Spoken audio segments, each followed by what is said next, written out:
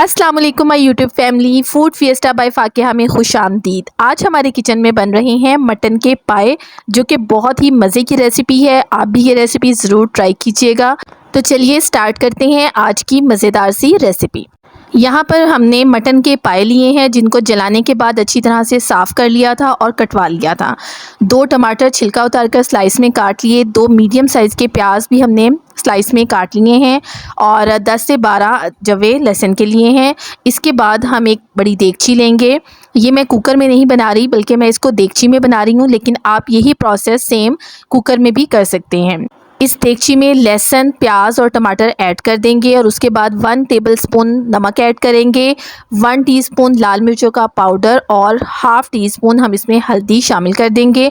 और इसके बाद इसमें पानी डाल देंगे। हमने इसमें इतना पानी डालना है कि ये पायों से 1 इंच ऊपर आ जाए और इसके बाद हम इसको पकने के लिए रख देंगे।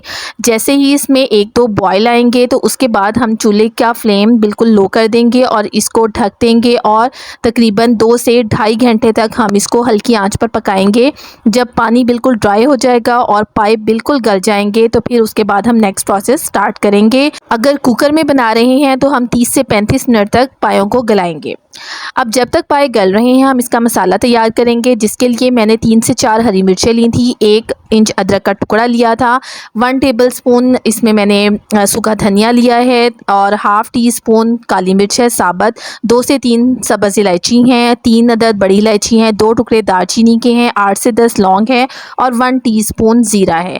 इन तमाम चीज़ों को मैंने थोड़े से पानी के साथ अच्छी तरह से पीस लिया था और इतनी देर में हमारे जो पाए हैं वो तैयार हो चुके हुए हैं। मैं आपको दिखा रही हूँ कि ये बिल्कुल गल चुके हुए हैं, पानी इसका ड्राई हो गया हुआ है, बस बहुत ही थोड़ा सा इसमें पानी रह गया है। अब हम इसमें आधा कप ऑयल ऐड करेंगे और इसके बाद हम इनको अच्छी तरह से भूनेंगे। यहाँ पर पायों को भूनना बहुत ज़रूरी है ताकि इसकी स्मेल अच्छी तरह से चली जाए।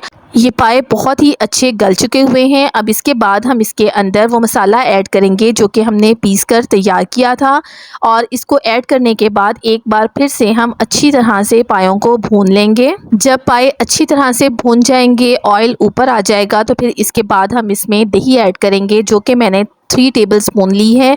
अच्छी तरह से फेंटने के बाद हम इसके अंदर दही शामिल करेंगे और इनको दोबारा से पकने के लिए रख देंगे, अच्छी तरह से भूनेंगे और उसके बाद फिर हम इसमें पानी ऐड करेंगे। यहाँ पर मैंने इसमें दही शामिल कर दी है। दही को आपने फेंटे बगैर नहीं डालना, वरना फिर इसकी जो ग्रेवी है वो अच्छी नहीं बनेगी, उसमें लम्स आएंगे। इसके बाद यहाँ पर हम एक बार फिर से इसको भून रहे हैं और एक साइड पर मैंने पानी पकने के लिए रख दिया है। हमने इसमें ठंडा पानी ऐड नहीं करना, बल्कि हम इसके अंदर बॉयल पानी शामिल करेंगे।